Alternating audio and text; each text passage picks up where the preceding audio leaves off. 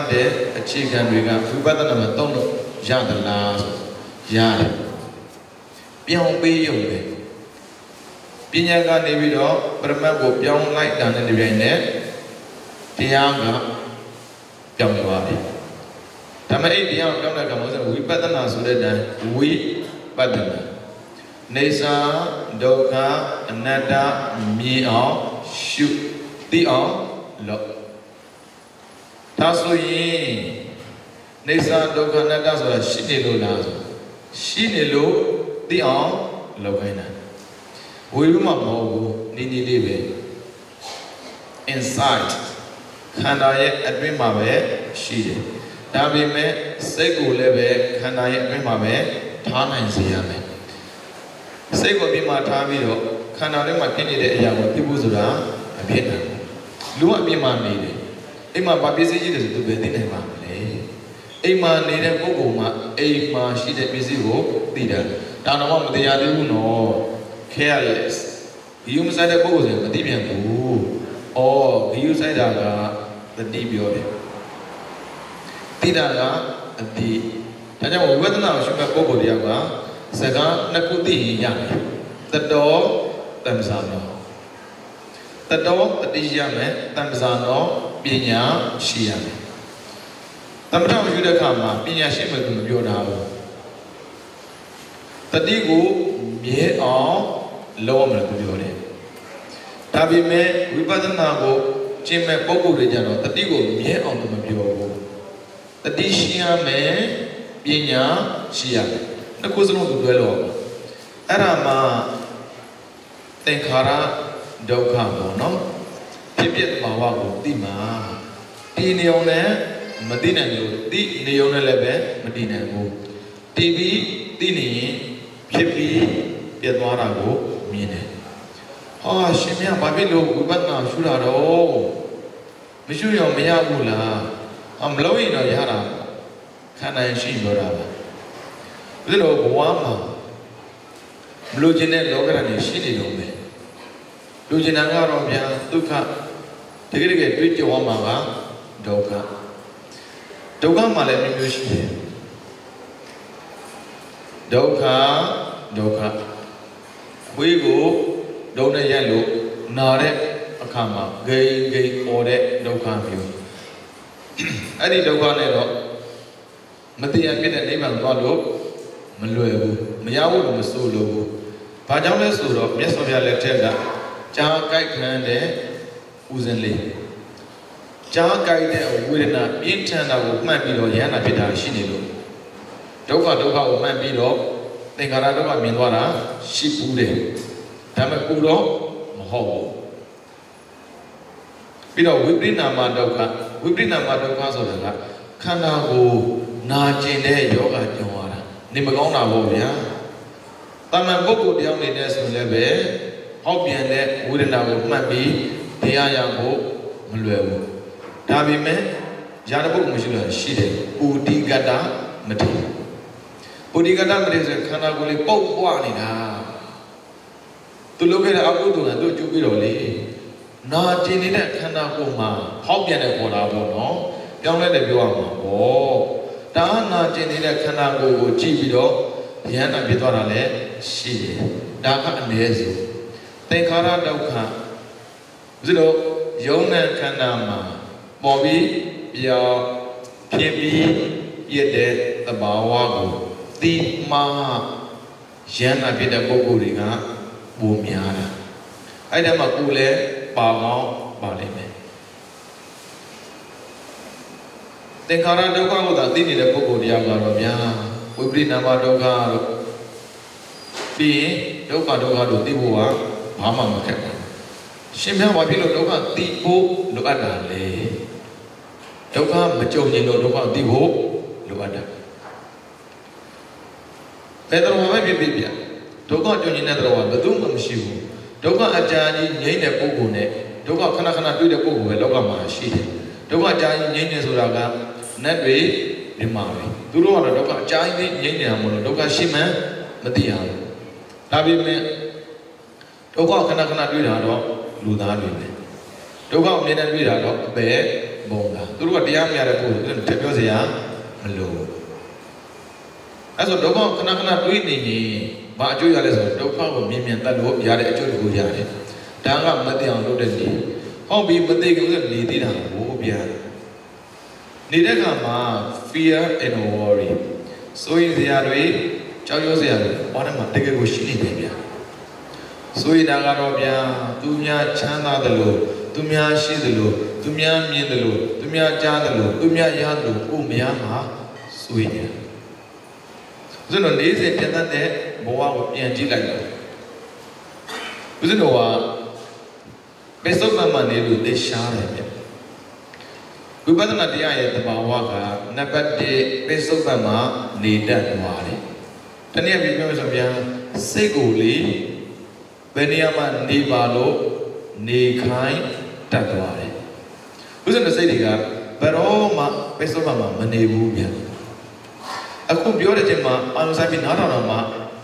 ဖကနေထွက်သွားလေရှိတယ်အတိတ်ကိုတွန်းသွားမယ်နာဂတ်ကိုတွန်းသွားမယ်ဒါကြောင့်မို့ဘုရားရှင်ကနေတော့ don't dwell in the past အတိတ်မှမနေနဲ့အတိတ်ကအရေးပြင်ကြည့်လိုက်မယ်ဆိုရင်ကောင်းတာသိနေမကောင်းတာများတဲ့အခါမှာဘာဝင်လာလဲဆိုတော့ကိုယ်စားဝင်လာတတ်တယ်ပြီးတော့ don't dream of the future အနာဂတ်နဲ့ပတ်သက်တဲ့စိတ်ကူးမြင်နေအဖြစ်လို့ဆိုအနာဂတ်ကမဖြစ်သေးတဲ့လူရဲ့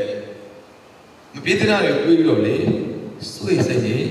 ရောက်လာပြန်ရောတယ်ဒါကြောင့် live in the present ဒီစကားမှနေပါ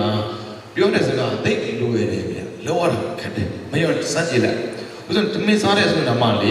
သမင်းစားတဲ့ပုံမှာစိတ်မရှိဘူးဝိပဿနာဆိုအဲ့ဒါပြောတယ်ဝိပဿနာတခြားမဟုတ်ဘူးလက်တွေ့ကြုံတွေ့နေရတဲ့အတွေ့အကြုံကိုလက်တွေ့အသိနဲ့ဖြည့်ရှင်းသွားတယ်မြင်ရင်မြင်တဲ့တိုင်းပဲကြားရင်ကြားတဲ့တိုင်းပဲမြင်တဲ့ပုံမှာအကြားမလိုက်ရဘူးမြင်တာနဲ့အကြားသွားပေါင်းရင်တဏှာတက်လိုက်လာတယ်တဏှာအပြည့်ပါလေဒေါသပါလာတာဟိုးဥစ္စာတော့မနေတတ်ဘူးတက်တက်လုံးမိဘကကိုထိန်းနေဆိုတာကစိတ်ကိုထိန်းတာမဟုတ်ဘူးခန္ဓာကိုထိန်းသွားတာလဲလေးကန်နဲ့လက်လျှောက်တာလုပ်ပြီးတယ်လက်လျှောက်တဲ့ပြဿနာကိုနေချင်းနေတော့ဘာဖြစ်လို့ဆိုတော့မိဘတွေကိုယ်တိုင်ကစိတ်နဲ့ပတ်သက်ပြီးထိန်းသိမ်းနိုင်စွမ်းမရှိခဲ့ဘူးအဲဆိုတော့ဒီစိတ်ကမထိမနဲ့ထားတာများရင်လေရိုင်းသွားတာပြောမှာပေါ့ဒီကလူရင်ကြီးပါမှန်တယ်လူသားရင်ကြီးတာစိတ်ကမြင်ကြည့်ဘူးစမ်းကြည့်လိုက်ပါလားမိမိမှလည်းပြောမရဘူးကလန်ကဆန်လောက်တာမကြည့်ချင်ပါဘူးဆိုလည်းမရဘူးကြည့်ချင်နေတာမကြည့်ပါနဲ့ပြောလည်းမရဘူးကြည့်ချင်နေတာမလုပ်ပါနဲ့ပြောလည်းမရဘူးလုပ်ချင်နေတာဒါရင်ကြီးတာမဟုတ်ဘူးရမ်းဆိုင်ဆိုင်ရမ်းဆိုင်တဲ့စိတ်ကူနဲ့နေတဲ့လူတရားမှာငြင်းငြင်းတဲ့ဆိုတာမရှိနိုင်ဘူးလူတွေကလောလောကိုတွေးတယ်ဒီရောရင်ကြီးတာပေါ့မှန်တာပေါ့လူတွေရှိမှမလို့ရင်ကြီးပြန်လာလေအာရုံရှိမှမရင်ကြီးနိုင်ဘူးဘာလို့ပဲချမ်းသာတဲ့ပုဂ္ဂိုလ်ဖြစ်သူကြိုက်တဲ့အောင်တွေးလို့တော့အိမ်တွေပြက်ကိုပြက်တယ်ဟာတကယ်လားတတိတွေလို့နာမည်ခန္ဓာတဲ့ပုဂ္ဂိုလ်တွေလေဖုံးဆိုရင်လည်းအကောင်စားသုံးတယ်အဲ့ဒီမှာဆိုလည်းပဲဘက်ကတ်တွေအများကြီးဘယ်နဲ့မှအဆက်အများကြီးတယ်သူမကြိုက်တဲ့အောင်မတွေ့လေမဆိုင်လို့သွားလိမ့်မယ်ကြိုက်တဲ့အောင်တွေ့ကြည့်မရဘူးအဲ့ဒါစိတ်ရိုင်းဝင်နေခေါ်တာတနည်းပြောဆိုတော့ကာမေဆန္ဒနိဝရဏဟောဒီတိုင်းပဲသူကြိုက်တဲ့မင်းသားမင်းသမီးများကတွေ့ကြည့်ပြရမရဘူးအဲ့ဒါရိုင်းတဲ့ခေါ်တာပဲလောကီနဲ့ကောမကြီးနဲ့နော်လောကီတွေကကြိုက်တဲ့ခေါ်တာအဲ့လောကီမှာကတဏှာရှိတာအဝိဇ္ဇာရှိတာလောကုတ္တရာမှာတဏှာမရှိဘူးအဝိဇ္ဇာမရှိဘူးဥစဉ်တော့တဏှာနဲ့အဝိဇ္ဇာကိုတတ်ဖို့လည်းပြောတဲ့အခါမှာလေလောကီနဲ့ကောမတွေးနဲ့လောကုတ္တရာနဲ့ပြန်တွေးပြန်ကြည့်လိုက်အားလုံးကလူရိုင်းနေတယ်ဘာဖြစ်လို့ရိုင်းတာလဲစိတ်ရိုင်းအဲ့ဆိုအဲ့ရိုင်းတဲ့စိတ်ကိုပစ္စုပန်တက်မှာနေခွင့်ပေးရတယ်ကိုလို့တဲ့လို့ကိုသိရမယ်ပြောမှာပေါ့ရှင်ပြန်တယ်မဟုတ်တာလို့ရောမဟုတ်တာလို့လည်းမဟုတ်တာလို့မှန်သိပေးတယ်ကြိုင်အဲ့မဟုတ်တာလောက်တာလေညင်းငွေလာတယ်လောက်ချင်တော့ဘူးကိုက cause and effect အကြောင်းနဲ့အကျိုးကိုသိနေတာမို့ break the law ဥပဒေချိုးဖောက်တယ်ဆိုတော့မျိုးရှိတယ်လူချမှတ်တဲ့ဥပဒေရဲ့ကံချမှတ်တဲ့ဥပဒေရဲ့အသိဉာဏ်ထက်လာတဲ့ပုဂ္ဂိုလ်တယောက်ကလူချမှတ်တဲ့ဥပဒေကိုကြီးမစချင်တော့ဘူးကံချမှတ်တဲ့ဥပဒေကိုဒီကကြီးစိုက်တယ်ကံချမှတ်တဲ့ဥပဒေကိုလိုက်နာတဲ့ပုဂ္ဂိုလ်တယောက်ကလူချမှတ်တဲ့ဥပဒေက auto လိုက်နာပြီးသားဖြစ်သွားတယ်ပါဏာတိပါဒအာရိဏနာကာမိတ္တပစ္စဒမုသဝရသုရမီနိယဒါတွေကကံချမှတ်တာလေကံချမှတ်တဲ့ဥပဒေကိုလိုက်နာနိုင်တဲ့ဆိုတာကပိစုပန်မှာနေတတ်တဲ့ပုဂ္ဂိုလ်တွေအဲ့ဒါကြောင့်တောကပရိဒေဝနာအထေကမာယဆိုရည်စရာဝမ်းနေစရာငိုကြွေးစရာများကိုပယ်ပြောင်းပြီးနိုင်တာဟာဝိပဿနာအခုကလေနံပါတ်1အရွယ်ကကောင်းနေတယ်နံပါတ်2ကျမ်းမာနေတဲ့အတွက်ဘောကမရှိဘူးလို့ထင်ရတာမယုံမရှိနဲ့ဦးဇင်းတို့ဌာနတဲ့ခန္ဓာကိုယ်ကအိုရာရဲ့နာရာရဲ့သေတာရဲ့အဲ့သုံးခုအပူထက်ပြီးပြီသားသူရဲ့ produce ကဒါပဲအေးရမောမှာများလဲကြည့်မလဲသေးဘူးကျဉ်းကျဉ်းမှမှပဲကင်ဆာဖြစ်တယ်လို့ပြောကြည့်ခန္ဓာပဲလူတွေကသိမယ်ဆိုတာသိနေတာနော်ကင်ဆာဖြစ်တယ်ခင်ဗျားလေးတစ်လားပဲနေရတော့ပြောကြည့်လို့နေတော့နေတတ်သေးလားပိစုဘတ်မှာနေတာတစ်လားမပြောနဲ့တရက်တော့မှနေတတ်တယ်တကယ်နေတာကတစ်စက္ကန့်ချင်းနေသွားတာဒါပေမဲ့ခင်ဗျားတနေ့ပဲနေရတော့ပြောတနေ့ဆိုတာသူ့လည်းထင်တာဘာဖြစ်လို့ဆိုတော့ तू က dream of the future အနာဂတ်နဲ့ပတ်သက်ပြီးစိတ်ကူးရင်လာလို့သားလေးကိုမလေးလို့ပေးချင်နေတာသမီးလေးကိုမလေးလို့ပေးချင်တယ်အဲ့ဒါဖြစ်ချင်မှဖြစ်အောင်ပါဖြစ်တာမဖြစ်တာနောက်ထားအောင်စိုးရိမ်နေတာကအရှင်အဲ့ဒါကြောင့်မနေတတ်တဲ့ပုံကိုယ်တွေကတောကများတယ်ဗျအဲ့လိုမျိုးတောကများတဲ့အတွက်တောကနဲအောင်တော့ short ခွင့်ပေးရတယ် ဒါမဲ့တရားတော့အာယုံကိုရှော့ပြမှာမဟုတ်ဘူးအာယုံကိုကရှော့အာယုံဆိုတာကိုရှော့ဖို့လည်းပေါ်လာတာမဟုတ်ဘူးတဘာဝရရှိနေတာအဲ့ဒီရှိနေတာကိုတဘာဝတဲ့ဆိုတော့နားလည်ဖို့လိုအပ်တယ်အဲ့ဒါကြောင့်တရားရဖို့အခြေခံကိုပြောခဲ့တဲ့တည်းမှာဆိုရင်နံပါတ်1ကျွန်တော်ကဘာလို့ဖို့လိုလဲဆိုတော့တရားကိုမြင်မြန်နာပြရတယ်နာပိတတရားကိုနံပါတ်2ရော့ပတ်ပေးနေရမယ်ရုပ်တယ်ဆိုတာစောင်းတဲ့ကြည့်ပြောတာမဟုတ်တော့ခန္ဓာနဲ့အရော့တွဲပြီးတော့စမ်းကြည့်ဖို့နံပါတ်3စိတ်ထဲမှာအမြဲတမ်းသင်စီပြီးပွားများနေရမယ်စကားပြောနေတာတော့မှစိတ်ကတရားထဲမှာရှိနေနိုင်ရမယ်နံပါတ်4ပညာရင့်ကျက်လာစေရမယ်ဒီသဘောတရားလေးတွေကိုမနေ့ကဦးဇင်းတို့မွဲလောက်ပြောပြခဲ့ပြီးပါပြီဒီနေ့တက်ပြောမယ်ဆိုတော့တရားနာတယ်ဆိုတာကမသိတဲ့တရားနာဖို့လိုအပ်တယ်လို့နေတဲ့တရားလည်းနာဖို့လိုအပ်တယ်မသိတဲ့တရားဆိုတာကမတရားဖြစ်တဲ့နိဗ္ဗာန်ကိုရောက်စေတဲ့ဝိပဿနာဉာဏ်သိအောင်နာပြရတယ်နေတဲ့တရားဆိုတာကပေစုပ်ပံမှာနေတတ်အောင်သင်ပေးတဲ့တရားမျိုးကိုနာပြရတယ်ဦးဇင်းတော်ညွှန်နေချက်နဲ့ဗျာနားလေးတဲ့တရားကိုများကြည့်လိုက် dream of the future ဝိသခိုင်းလို့သိချမ်းသာနေတာနာတပိန်လို့ကြောင်းလူချင်တာတဲ့အခုလားမဟုတ်ဘူးတကယ်လို့ကိုညွှန်နေတယ်ပြင်လာရော how do you feel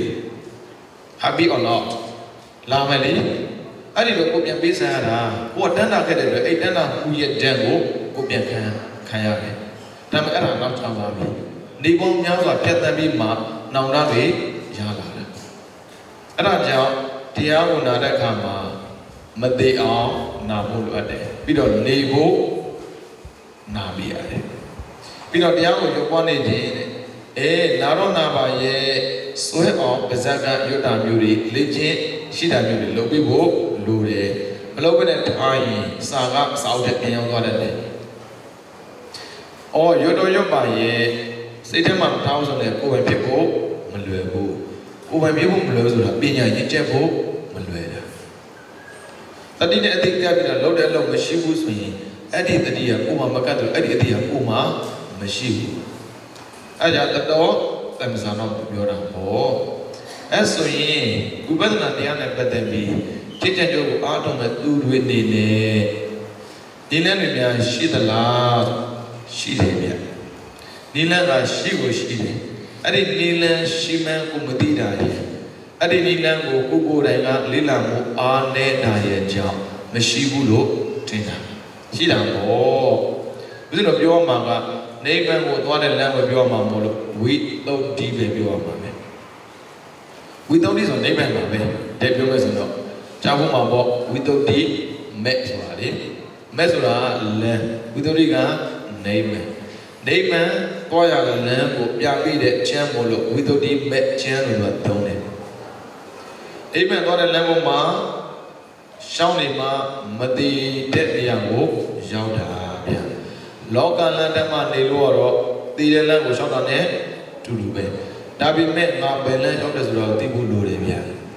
လမ်းတွေအများကြီးပဲဒီနေရာလာဖို့လွယ်တဲ့ကိစ္စမဟုတ်ဘူးတခါမှမလာဘူးရင်ဒီနေရာရောက်ဖို့တော့မလွယ်ပါဘူးအဲကြောင့်ဘာလို့ဆိုလမ်းညွန်ကျွန်တော်ဆွဲပေးရတယ်ဘယ်နေရာမှာရှိပါတယ်ဘယ်နေရာမှာရှိပါတယ်လုံးဝမရဘူးတဲ့ပုံပုံတွေတောင်မှလေအဲ့ဒီလမ်းညွန်လေးကြည့်ပြီးတော့လာရင်ရောက်လာတာပဲဒီတိုင်းပဲပေါ့ဝိသုဒ္ဓိမဲ့မှာလည်းပဲကိုယ်နဲ့ပတ်သက်ပြီး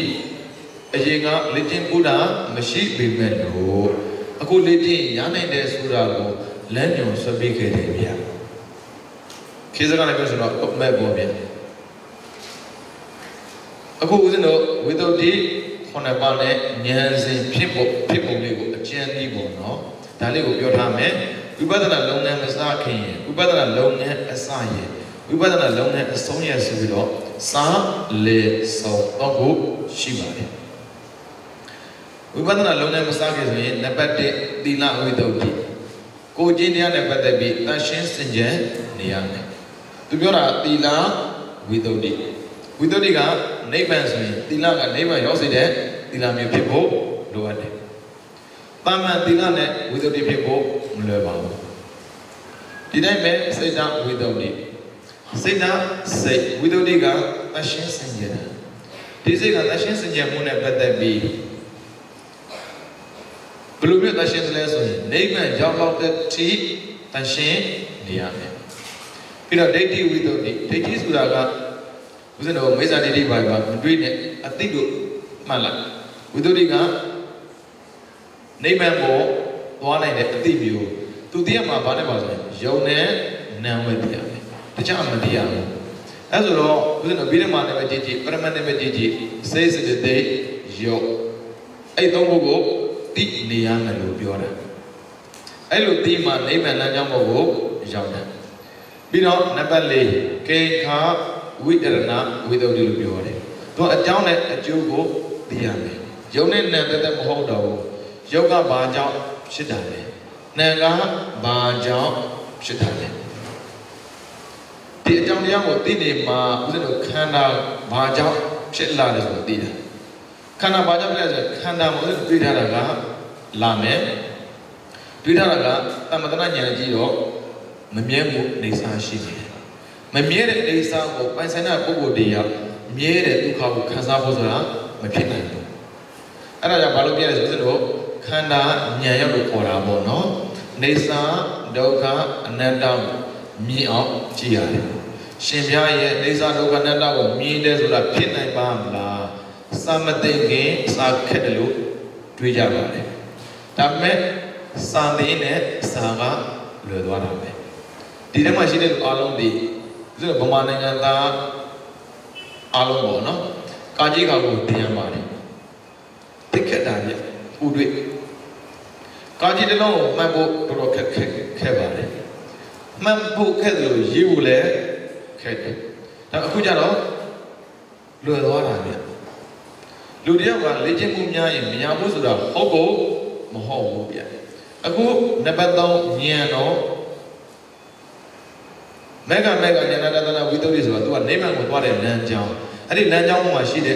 ရမယ့်အတိကနံပါတ်3အနိစ္စဒုက္ခအနတ္တနဲ့ပတ်သက်ပြီးယဉ်နှီးရမယ်လို့သူပြောတယ်။အော်နံပါတ်4ဉာဏ်ကြတော့အဲ့လိုမဟုတ်တော့ဘူးဖြစ်ပျက်ကိုမြင်ရမယ်။ဖြစ်ပျက်မြင်တဲ့နေရာမှာနှစ်ပိုင်းရှိတယ်။ပရမပတ်တစ်ပိုင်းကခပ်မုံမုံလေးမြင်တာ။ဒုတိယတစ်ပိုင်းကျတော့ထင်ထင်ရှားရှားမြင်တာ။ဦးဇင်းတို့သမထကမ္မဋ္ဌာန်းကိုရှုတဲ့အချိန်တုန်းကအယောင်လေးကိုအောင်လေးမုံမလေးမြင်တယ်လို့ပြီးတော့အပြုံလေးမြင်တယ်လို့ထင်ထင်ရှားရှားမြင်တယ်လို့အဲ့မှာကျတော့ဦးဇင်းတို့ဖြစ်ပြမှာပါဘူးတော့အယောင်ကလင်းလာတယ်ဒီမှာကျတော့အဲ့လိုမဟုတ်တော့ဘူးဖြစ်ပြီးပြဲပေါ်ပြီးပြောင်းအရင်ကဖြစ်ပြီးပြက်သွားတဲ့ဖြစ်ပြဲတွေထက်နောက်တန်းပေါ်ပြီးပြောင်းဖြစ်ပြီးပြက်တဲ့သဘောတရားတွေကိုထင်ထင်ရှားရှားမြင်ရတယ်မြဲနေတာပြောတာမဟုတ်ဘူးနော်မမြဲတာကိုဘယ်လိုမြင်တာလဲထင်ထင်ရှားရှားမြင်တယ်တဲ့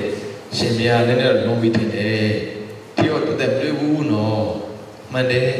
အဲ့တသက်မှာအဲ့တွေ့ဘူးအောင်ဘယ်နှခါလုပ်ဖို့တည်းလဲပြန်မေးရင်ဘယ်လိုဖြေရမလဲမင်းကုန်းစေတော်ကြီးကိုတက္ကသိုလ်သွားရှောက်တယ်ရှင်ဘုရားလူတွေပြောနေတဲ့နိဗ္ဗာန်တကယ်ရှိလို့လားတဲ့ဟောပြန်မေးတယ်နိဗ္ဗာန်သိတဲ့ဉာဏ်ကရောမင်းမှာရှိလို့လားပြီးရောလူတွေကကိုယ်ကိုပြန်မေးပြီးဆိုရင်ဖြေစရာအဖြေမရှိဘူးလေဖြစ်ပြသဘောတရားမရှိဘူးဆိုရင်အိုစရာအကြောင်းမရှိဘူးဒါဥစ္စာတော့သင်ညာနဲ့မှန်းကြည့်တာတော့ပညာနဲ့တန်းပြီးကြည့်မကြည့်သေးဘူး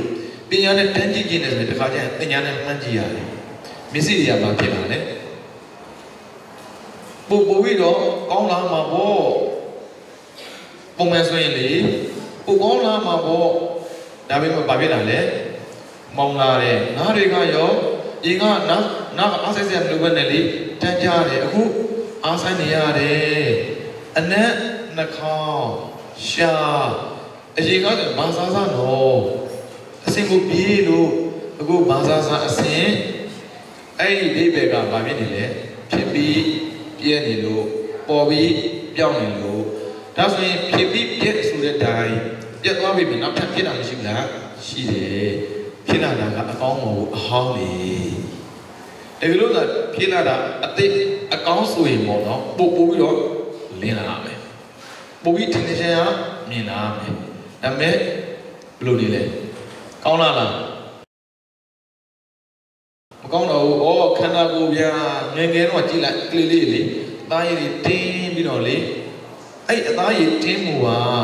တပြည့်ပြည့်နဲ့ဖြစ်ပြီးတဲ့ခရာပေါ်တော့ဖြစ်လာတယ်ပြီးတော့ပြတ်သွားတယ်ဒါပေမဲ့သူကဘွားတဲ့ဝင်လာတဲ့အချိန်မှာကံကအတိတ်ကလေးမို့လို့သူအစားထိုးတဲ့နေရာမှာအသက်စားထိုးပြီးတဲ့အတွက်ပြေးနိုင်တယ်လွှားနိုင်တယ်ပစ္စည်းတွေမနိုင်တယ်ဒါပေမဲ့တပြည့်ပြည့်နဲ့သူရောလာတာပဲဘလောက်ထိဆိုးတယ်လဲဆိုရင်အခုဆိုရင်မလို့မရတဲ့စင်ကိုရောက်သွားပြီအဲ့ဒါဘာလဲဆိုတော့ဖြည့်ပြည့်အစာထိုးမှုတွေကများတဲ့အတွက်ဘလောက်ပဲနောက်ထပ်အစာထိုးတဲ့အဟောင်းနဲ့အစာထိုးတာမို့လို့တဲ့မကောင်းတော့ပါဘူးတဲ့နောက်ဆုံးအစာထိုးလို့မရဘာလို့မှလဲတည်သွားတာအဲ့ဒါလူတွေကသိတယ်ပြောတယ်ဘုရားဝါဒမှာသုတိရွေ့သွားတာဒီဟာသုံးလို့မရတော့လို့သုံးလို့ရတဲ့ခန္ဓာတစ်ခုသူသွားယူရတယ်ဘာနဲ့ယူလဲတဏှာနဲ့ယူတယ်ကြိုက်တော့ယူပြဒီပုံစံပဲသွားနေမှာပဲအဲ့ဆိုဒီလိုမျိုးသွားနေတဲ့လူရဲ့အတရားခက်နေတာမို့လို့ဖြစ်ပြီးပြေပေါ်ပြီးပြောက်တာကိုတီးနံပါတ်4ဉာဏ်မျိုးတဲ့အဲ့ဒါမျိုးမြင်မှနံပါတ်5ဘေကအပြတ်သက်မြင်လာတာလေရှင်ဗျာမလွယ်ဘူးနဲ့တူတယ်တော့ဟောလွယ်ရင်ဒီတရားပဲခိုင်မြဲပါမလဲ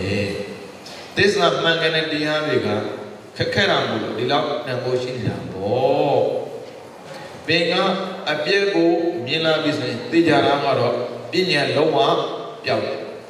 အဲ့ဒီနေရာမှာပညာပျောက်တာတော့ဒါကြောင့်ဦးဇင်းတို့သမထကိုလုံးဝမပေးပါနဲ့သမထကိုဦးဇင်းတို့အခြေခံပြီးမှဥပဒနာကိုဥပမှာဘယ်အပြည့်ကိုမြင်လာတဲ့ပုဂ္ဂိုလ်တွေကအာဒီနဝတယ်ဗျာဉာဏ်ကတပြည့်နဲ့ထက်လာတာဒါကိုလုံးเสียမလို့ဘူးသူသွားမှာကိုလုံးမှာကသမ္မတနာဉာဏ်ကိုလုံးယူရတာနောက်ကလိုက်လာမှာကခန္ဓာပြမှာကဝိတရားပြဉာဏ်တို့ဘင်ကဉာဏ်သူအော်တိုလာမှာနော်လောဘမကြည့်နေဒီဒါသင်ယူတန်းဆိုတော့သိအောင်ပြောပြပေးတာငါတို့အတိုင်းလောမှာလုံးစံမလို့ဘူးကိုလုံးမလို့ကို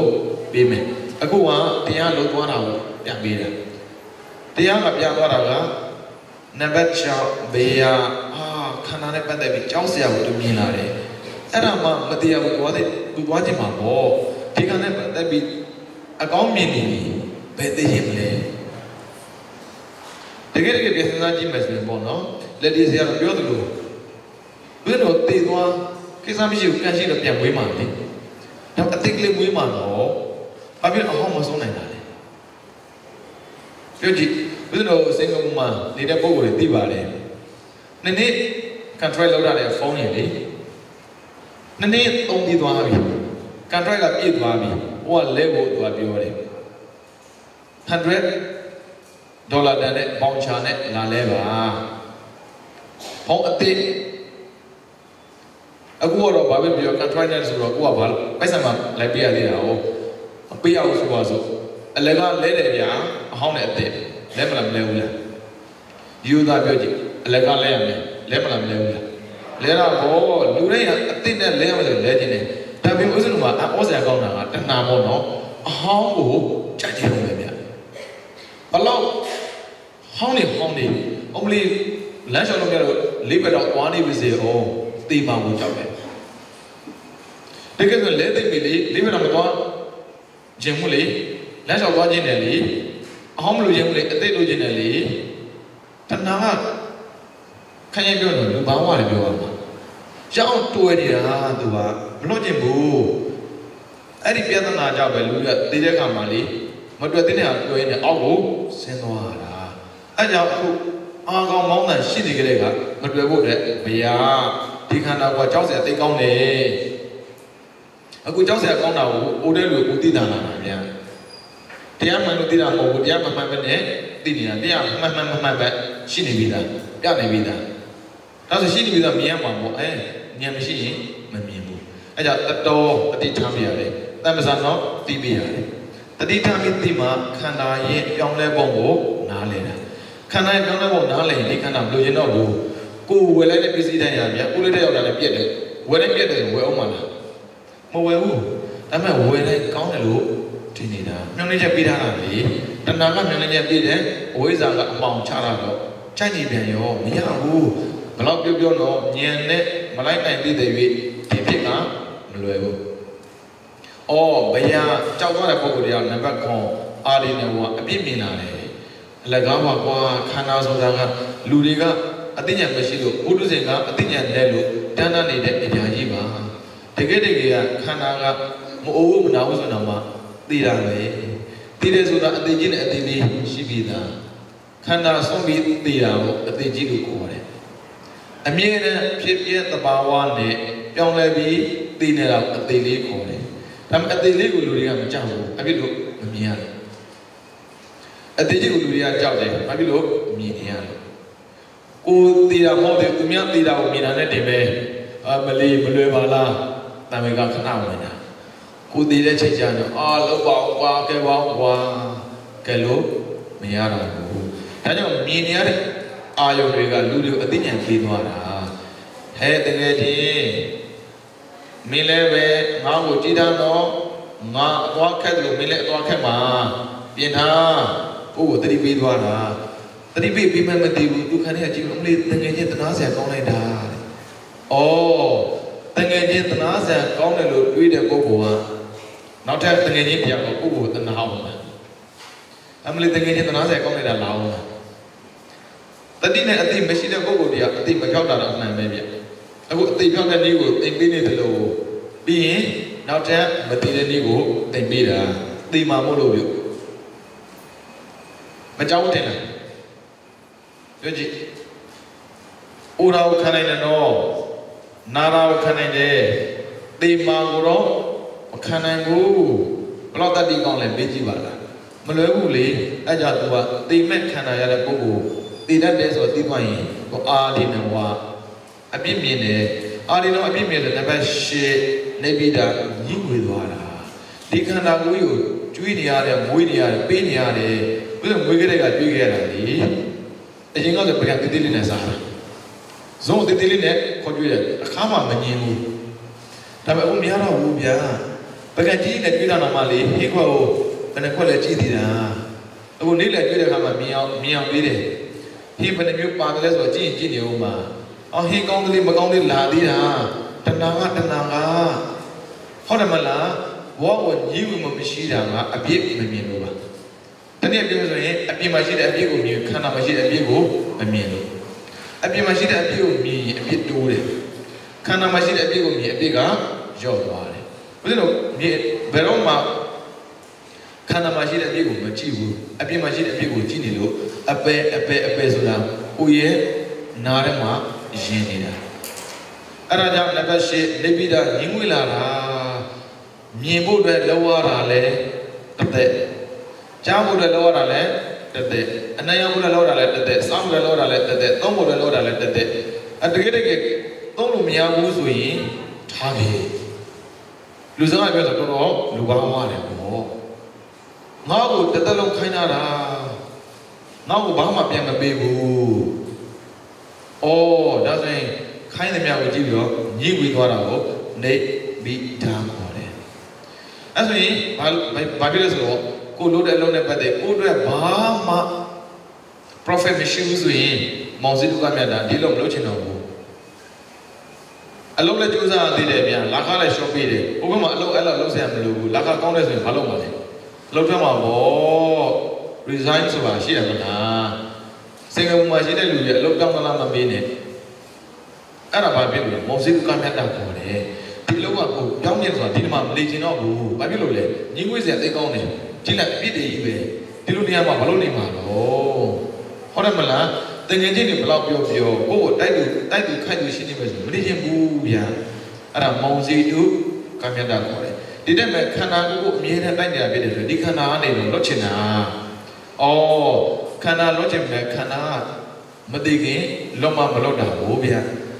နံပါတ်10ပฏิသင်္ခါနော်ပฏิပဒါမောပฏิသင်္ခါ Pritika Suraga, Valua Lesutua, Promotion to Nakere, Nyanshikere, Mamibatene, Tamadana, Nyanswali, Tamadana Nyansuraga, Nesa Doka, Nada, Anesa Doka, Nada, Ushukere, Tushure, oh, Magali, Diamadania, Kanaye, Mamiamu, Madame. Not to get a low la, do not give me one more when they. That low and who be me, the Lupim is not low as same as you, the Lumu with the Lume. The young Madonna, these are the one that my mind, Milana, a bit, Mino, you will are blotching at the Pilari, you will blotching in, the look down, not let the time. The look down, not the cooler, the time is all a day on a Miana, 2 hourly.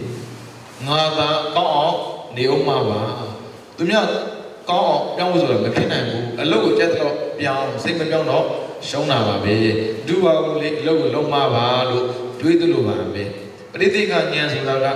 cái lệ mà xin đi đấy, Udia bia đi bây giờ mong chú cam nhà đi ha, con là cú mà vào, mà con này bây giờ mà khăn mà đối tượng này là biết đến vậy đấy,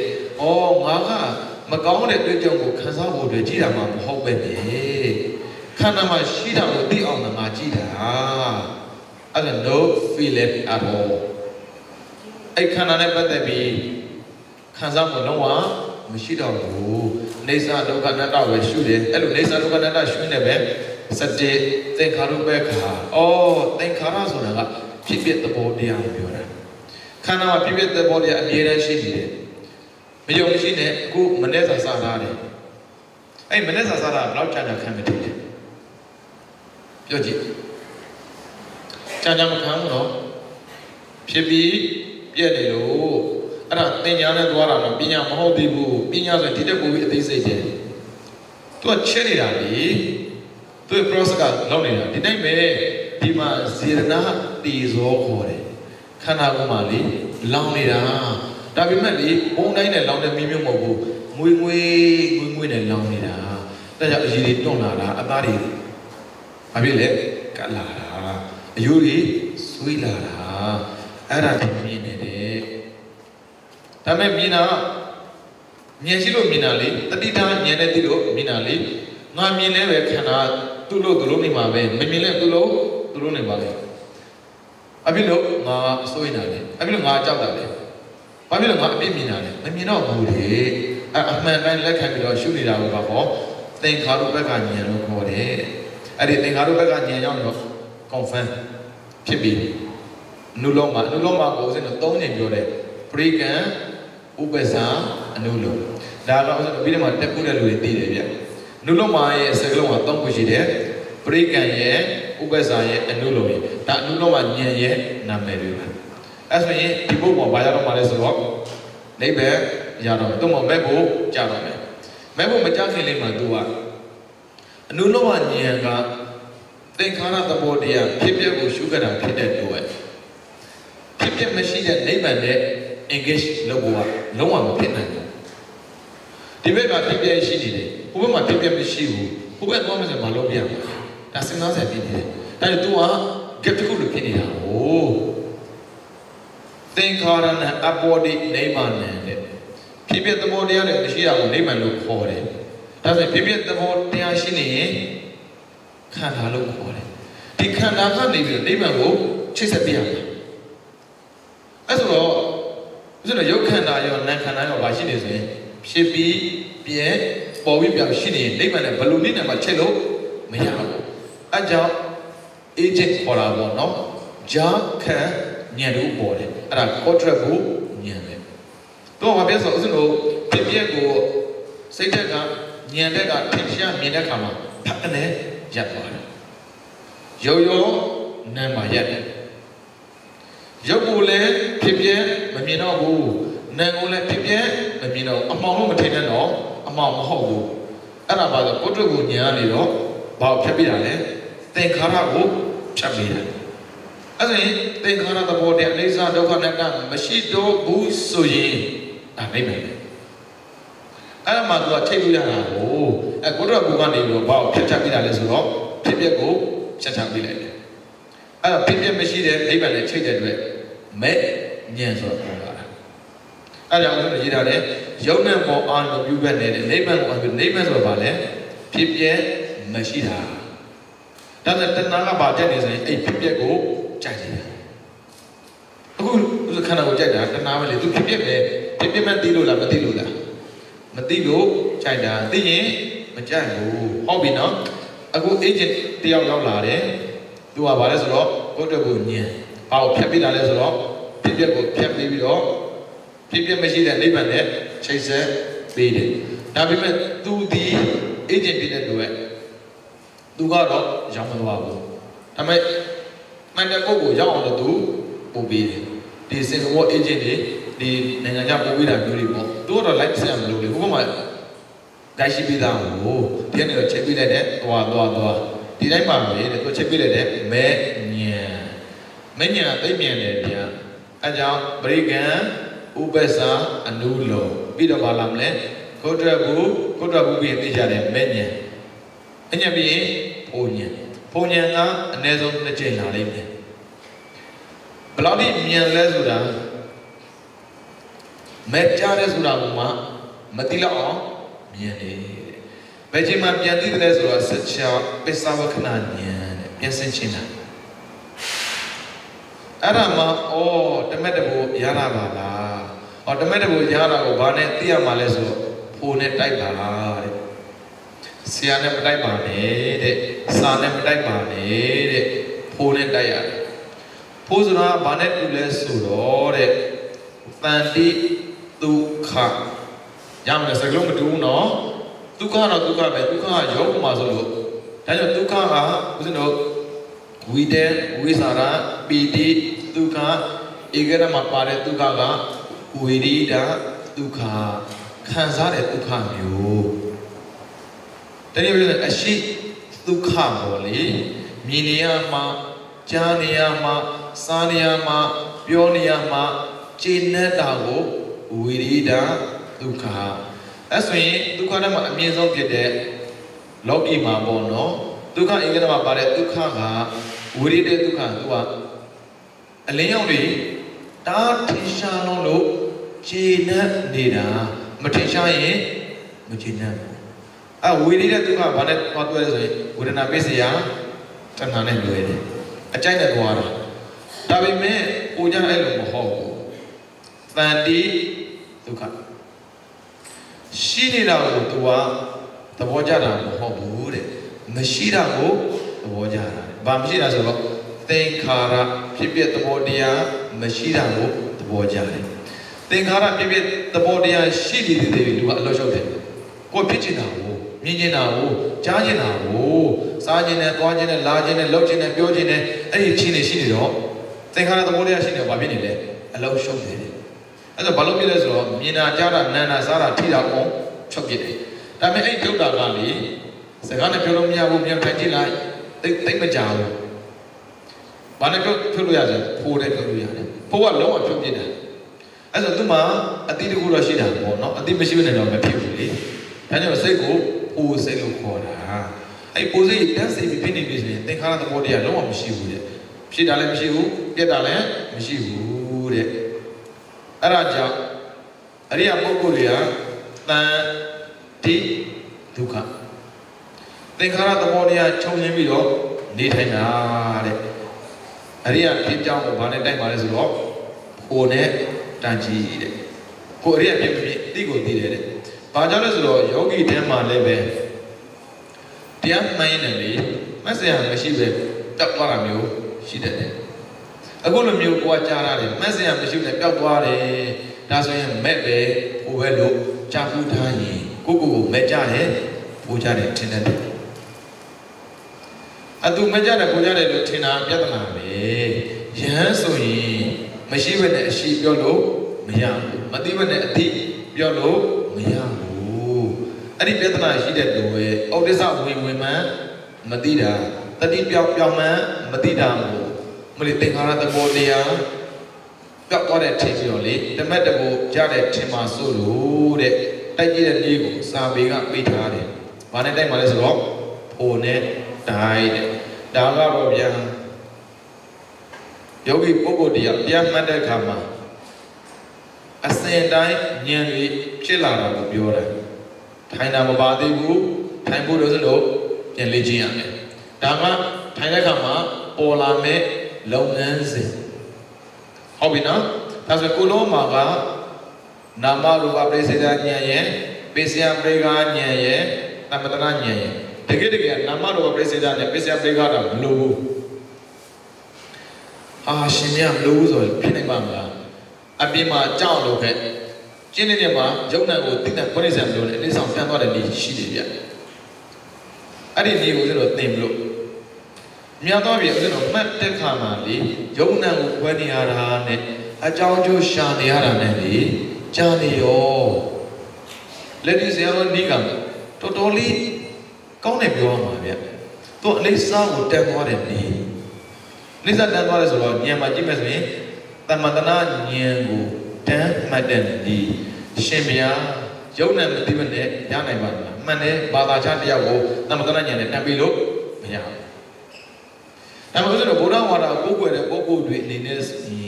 ယုံနဲ့မကြဘူးလားအကြောင်းကျိုးမကြဘူးလားပြောပြီးသားလေကြာဘူးနာဝါရှိရမယ်နာရတဲ့တရားမရှိဘူးလားအဲ့ပုဂ္ဂိုလ်ဖြတ်ပြီးလို့ရတယ်ဖြတ်နိုင်လို့ရတယ်သူကစာတတ်ခဲ့တာကိုအဲကြောင့်အပြင်မှာရှိတဲ့သင်တန်းတက်လို့ရတယ်သူကသိကောင်းတဲ့နေပဲဒါကြောင့်ဘုရားတို့နီးလေးတွေပြောင်းပြီးတော့စမ်းမှတ်ကြည့်တာပေါ့အရင်ကမှတ်ကပူတာမျိုးရှိလဲပဲစမ်းမှတ်လို့ရပါတယ်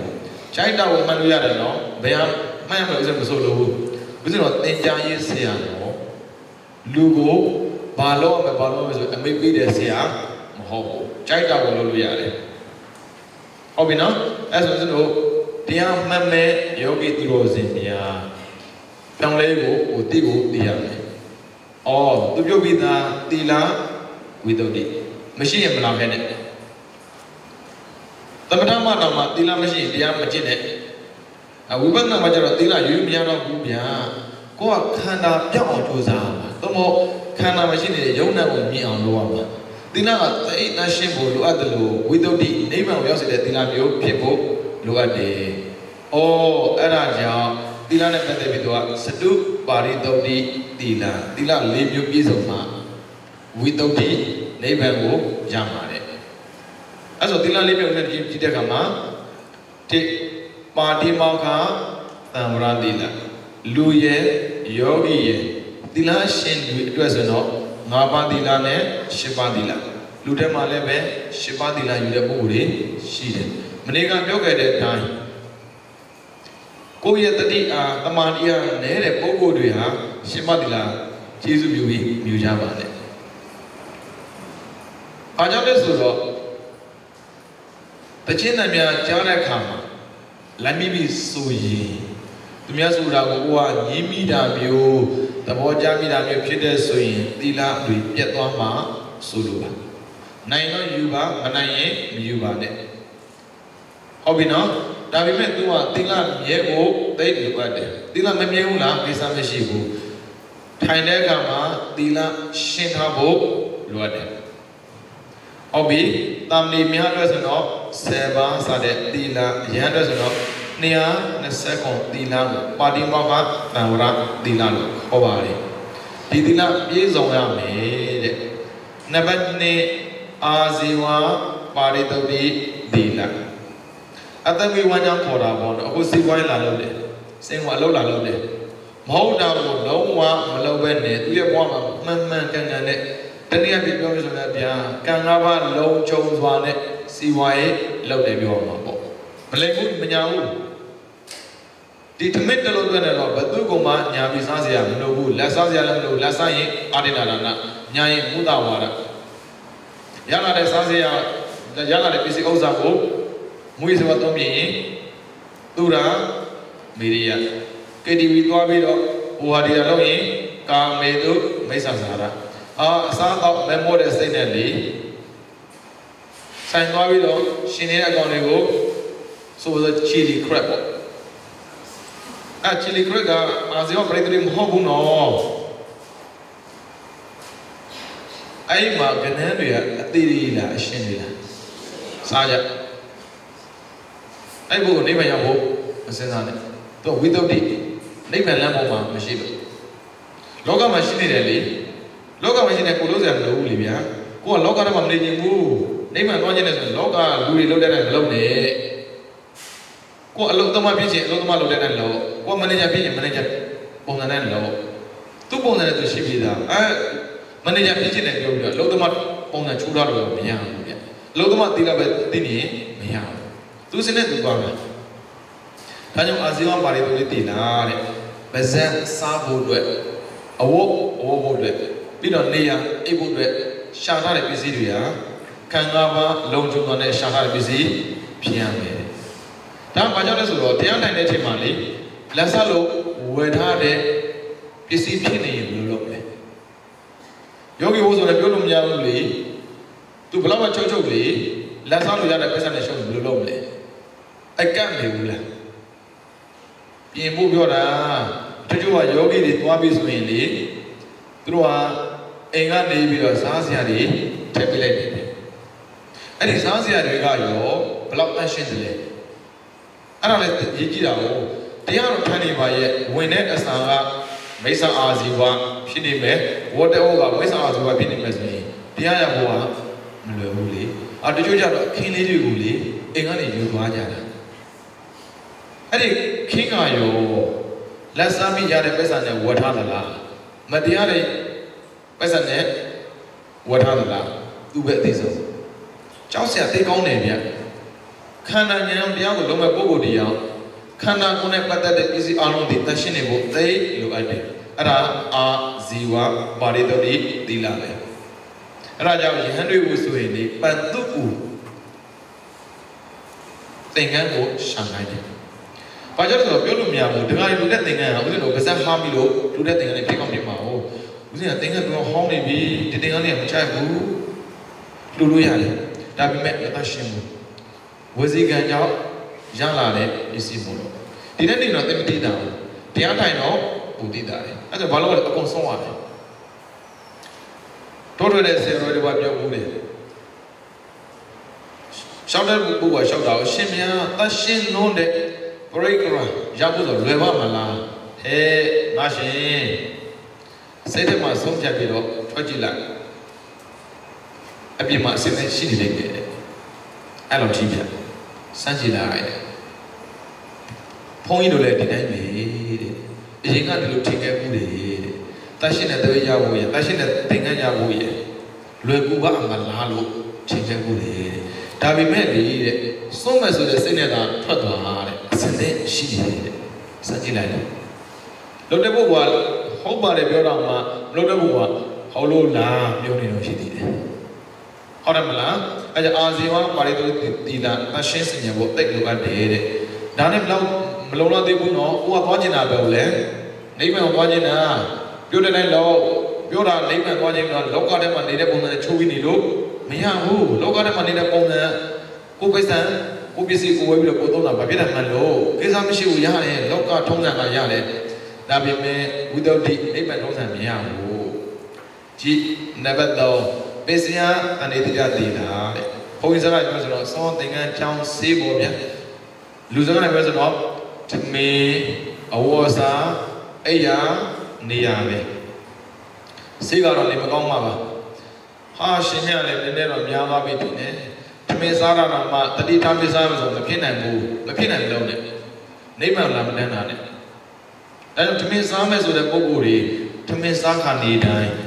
သီလရှိပြီးစားရတယ်သီလနဲ့စားဖို့လည်းမနေ့ကမပြောဘူးလားမှတ်မိလားဓမေတပကံစားပြီးဆိုရင်ဘယ်နှခုနဲ့စားဖို့ပြောထားလဲဒီမဲ့ဒီလိုလေးလုပ်ပြရတယ်လေသဘောမပေါဘူးဘယ်နှခု၄ခုနံပါတ်1နံပါတ်1အကြည့်သီလရောဒါနလာပြီလောဘီပြောပြီးသားတတော်တမ္ပဇာနောတတိရှိရမယ်အတိရှိရမယ်မနေ့ကသင်တာအနေစာမမြဲဘူးအခုပြန်သင်မယ်ဒါနရဲ့သီလရဲ့မေတ္တာရဲ့ဝိပဿနာရဲ့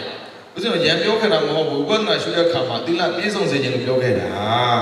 နေတဲ့စားတဲ့ထမင်းဟာသီလပြည့်စုံနေတာဖြစ်တဲ့အတွက်တရားမှတ်တဲ့အခါမှာသိလွယ်ကူတယ်အဲ့ဒါကြောင့်ပြောခဲ့တာပြောရင်ပြောတယ်လို့မဲ့ကြားရင်ကြားလို့မဲ့ Ti dana ne sara sura tmin bagan go pia mushi de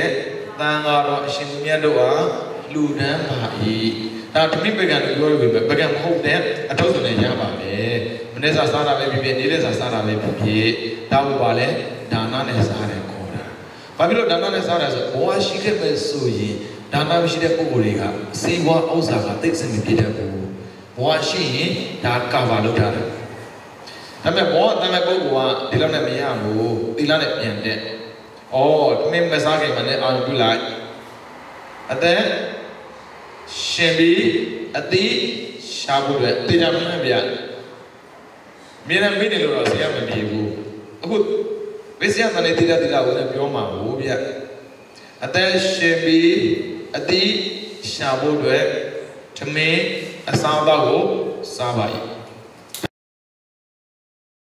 ဒီလားနဲ့စားတာ။အော်မေတ္တာနဲ့စားတာကဒီသမင်းဟင်းစားစရာတောက်စရာနဲ့ပတ်သက်ပြီးသက်ဆိုင်သူအားလုံးကိုကျမ်းမှာစိတ်ချမ်းသာကြပါစေ။မှန်တယ်သူကိုကျမ်းမှာစိတ်ချမ်းသာမှပစ္စည်းဥစ္စာကပေါ်မှာကိုဝယ်လို့ရတာ။ဟုတ်ပြီနော်။အဲ့ဒါကနံပါတ်3ဘာနဲ့စားတာလဲမေတ္တာတမာတိနဲ့စားတာ။နံပါတ်4မနေ့ကပြောတယ်မလား။ ဒါဟာမီစားလို့စားဇွန်ဝါလို့ဝါလေမနေ့ကဝါနေရတာအဲ့ဆိုဇွန်နဲ့စားတဲ့ပုံကိုပဲဖြစ်ဖြစ်လက်နဲ့စားတဲ့ပုံကိုပဲဦးဇင်းတို့မခတ်ဘူးလားအဲ့ဇွန်နဲ့စားကြည့်ရအောင်ဦးဇင်းတို့ဓမင်းတပကံမှာဆက်လို့ရှိမယ်အလုံး20ရှိမယ်တယောက်နဲ့တယောက်မတူအစားကြီးတဲ့ပုံကိုအပါစားရင်နည်းနည်းပဲပါအကြီးအတွက်နည်းတယ်ပေါ့နော်အစားနေတဲ့ပုံကိုနည်းနည်းစားရင်အကြီးအတွက်ကများတယ်အကြီးအတွက်များတာမများတာဦးဇင်းတို့မလိုဘူးတလုံးစားတော့အတိပါဖို့လိုတယ်အဲ့ဆိုရင်ဇွန်လေးနဲ့ခတ်ပြီဆိုရင်ခတ်တယ်ဟုတ်ပြီနော်ခတ်တဲ့နေ့မှာခတ်တာမဟုတ်သေးဘူးနဲ့ထိုးတာရှိသေးတာကိုတလုံးစားတော့တတိထားပြီးပါအဲ့ဒါတခြားတော့မဟုတ်ဘူးဝိပဿနာတွေဥစဉ်ပြောနေတာအဲ့ဆိုရင်ထိုးတယ်လိုက်တယ်ပြီးတော့ခတ်ပြီးဆိုခတ်တင်တာပြောတာနော်ပြီးတော့ဘာလို့မှလဲယူလာမှာနော်ယူလာတယ်ပြီးတော့ဘာလို့မှလဲဟာမှာနော်တမ်းမထိုးတဲ့နဲ့ဟာပြီးမှထဲပြီးတော့ဆွတ်တုံးမှာတော့နည်းနည်းမှန်လာပြီဗျမနေ့ကတန်းကြိုက်တာ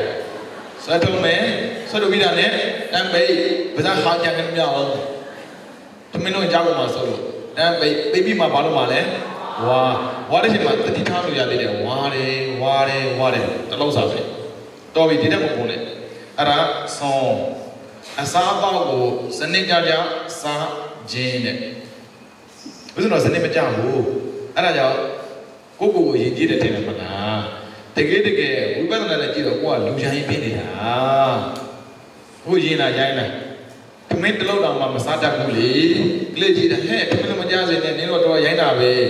ဒီတိုင်းပဲဆယ်ရောကြည့်တော့အဲ့ဒီရိုင်းနေပြောတဲ့ပုဂ္ဂိုလ်ကရိုင်းနေတာပဲဟဲ့တကဒီလိုမစားနဲ့ပုထုဇဉ်ဆရာတော်ကဆုံးမတဲ့အခါအရိယာဆရာတော်ပြောတဲ့မှာဆိုနေပဲပုထုဇဉ်ကရိုင်းနေပြန်ရောအရိယာထဲမှာတော့မှဩဒဘလကရကနာကယန္တာမတူဘူးယန္တာမြေလုံးထဲမှာဩဒဘလကရကနာကရိုင်းနေပြန်ရော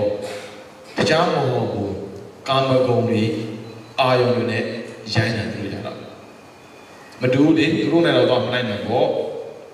ဒါဆောသင်္ကန်းဆိုအဝတ်စားပါပဲဥစ္စာတော့နေညအဝတ်ကိုဝတ်နေတယ်ဗျဝတ်တဲ့ချိန်မှာတတိထားမထားဘူးတော့တတိထားဖို့လိုအပ်တာလေသီလဆိုလေ့ကျင့်ပြောတာအဲ့ဆိုဝတ်တဲ့ခါမှာတခြားဘာမှမတွေးနဲ့အရှက်ကောက်လို့တော့ပြီဒီလောက်ဆိုဒီလောက်တော့ရှိဖို့လိုတယ်အဲ့ဒါသင်္ကန်းသို့မဟုတ်အဝတ်စားကိုဝတ်တဲ့ခါမှာထားရမယ်ကိုချင်းတရားပြီးတော့ကြောင်းဆိုတာအဲ့ရလည်းပါတယ်နေရာလည်းပါတယ်ရုံလည်းပါတယ်ဘယ်နေရာမှာဆိုဖို့ဗျာအိမ်ကနေတော့ရုံသွားရင်ရုံရောက်တဲ့ခါမှာဘေးကင်းစွာနေထိုင်ဖို့ရုံကတော့အိမ်ရောက်ရင်ဘေးကင်းစွာနေထိုင်ဖို့ဘာသုံးတာလဲအိမ်ကိုသုံးတယ်ပေါ့ရုံဆိုရင်ရုံကိုသုံးတယ်ပေါ့တော်ပြီအဲ့ဒါနဲ့ပြည့်စုံမှာအဲ့ဒါမှာပင်စင်ရတန်နေတိနာဒီလာအဲ့ဒါတိလာပဲဗျာအဲ့ဒါမှဝိသုဒ္ဓိဖြစ်မှာ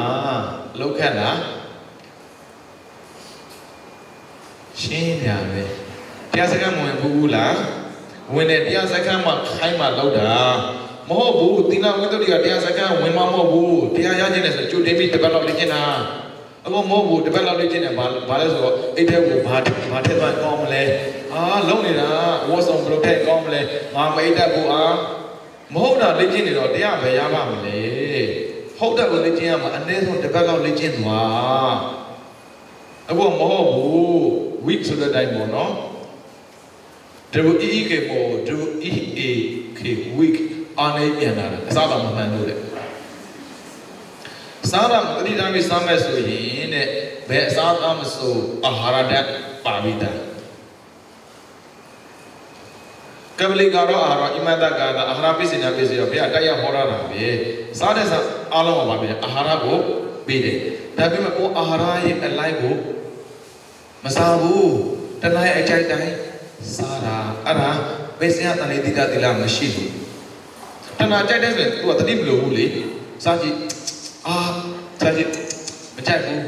ရိတ်သားလဲခါလာတာပဲခါလာတော့ကြာအိတ်သမီးမြင်လာတယ်ကြောက်နေပြီမစားချင်တော့ဘူးခန္ဓာမြင်လို့ကြောက်တာမဟုတ်ဘူးသမီးမြင်လို့ကြောက်တယ်တရားရအောင်မယ်ပိစိယတလည်းတိတာတိတာဦးဇင်းကတဏှာကြိုက်လုံးဝမလိုက်နဲ့တဏှာကြိုက်လိုက်ဖြစ်ပြီတန္တရာမပြောနဲ့ဒီဝမ်းမတော်မှာတဏှာကြိုက်လေတနေ့ပြီးတနေ့သူကြိုက်တာကျွေးနေတာနဲ့ပတ်စံမွဲနေပြီလေတော်ဘော်ဒီလောက်ဆိုရင်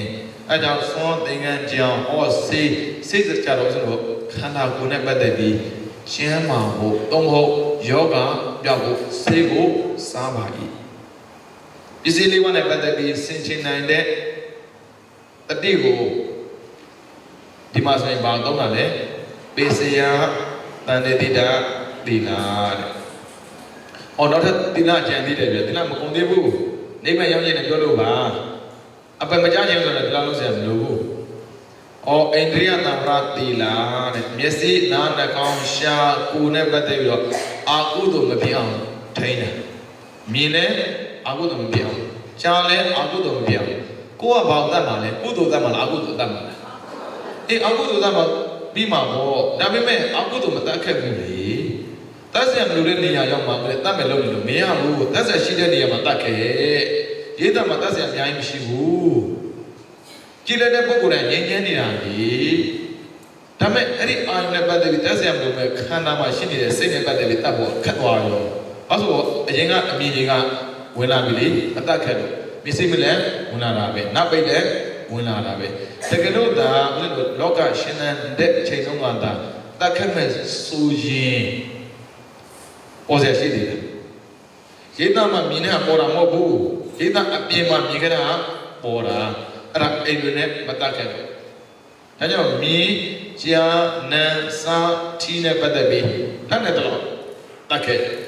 အဲ့ဒါမှတိလာလဲအိန္ဒိယသံဃာတိလာဘယ်နှမျိုးအဲ့ဒီ၄မျိုးကိုသီလဝိသုဒ္ဓိဝိသုဒ္ဓိကပါလဲအရှင်းစင်ကြပြီးတော့နိဗ္ဗာန်ကိုခေါ်တာနိဗ္ဗာန်ရောက်မယ်ဆိုရင်ရောက်ချင်တယ်ဆိုဒီလောက်တော့လောက်ရမယ်မရောက်ချင်ဘူးမလောက်တဲ့ကိစ္စမရှိဘူးဒါပေမဲ့တေခါနေမှာတော့မကြီးနဲ့ယောဂဖြစ်မှာတော့မကြီးနဲ့ကန်ဆာဖြစ်ပြီးဆိုပြောရင်မကြီးနဲ့သူမလုပ်ချင်လို့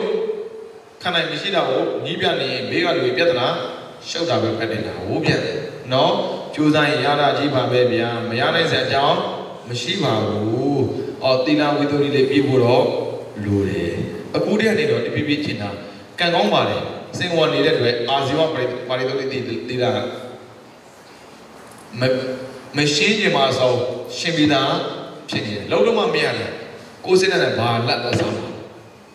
ပြည့်ကြည့်ပါဆိုသွားစားမှာစားကြည့်တလုံးစားတစ်သက်စားဖြစ်သွားမှာဟိုအာဇီဝပါရိသုဒ္ဓိသီလသိရှင်းနေတယ်စင်ကာပူရောက်နေတော့ကတည်တည်ကြတဲ့ဂျာလေးလုံးသွားပြန်ဗမာနိုင်ငံရောက်တော့မလွယ်ဘူးနော်ပြောတာမလွယ်ဘူးအတိုက်ခိုက်များတဲ့လောကမှာနေတဲ့ပုဂ္ဂိုလ်ကအတိုက်မခံနိုင်ဘူးအတိုက်မခံနိုင်ကိုပြန်တိုက်တယ်ဒါနားလည်းပြောတာပါဠိမကနာမရတိတာလည်းလွယ်တယ်ဗျာပါဏာတိပါဒတတ်เสียလို့လားအရိဒနာကံကောင်းတယ်ပြောရမှာဒီလားတစ်ခုပဲဆောင်းမှာပေစယတန်တဲ့တိတာတိတာနဲ့အိန္ဒိယတောင်ကတိတာအဲ့နှစ်ခုပဲထိတာစင်ကုန်ကနေတော့ပြောတာဘုံမမြင်နေတော့မရဘူးအိန္ဒိယတောင်ကတိတာမရဘူးဗျမြင်နေဆိုတာကလိုက်သွားမှာမရဘူးဗမာနိုင်ငံကတော့တရားရဖို့လွယ်သေးဘူးအဲ့ဒါကြောင့်တော့ဝင်မရမှာစင်ကုန်ကဘယ်တော့တော့တရားရနိုင်တဲ့နေရာကြီးပဲအဲ့ကြောင့်ပုဂ္ဂလောမိသေနာတနံမိ Upanedia Pisina Pisio. Opoglo beats in Washington book we are thinking of the Tell you, such like me.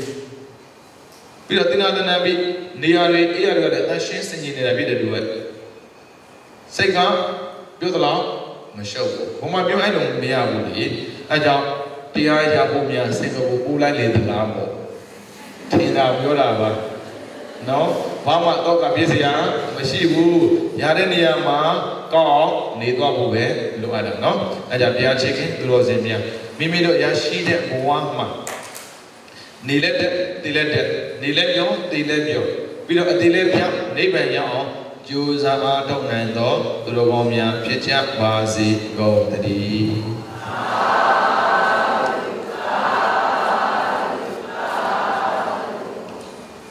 Do not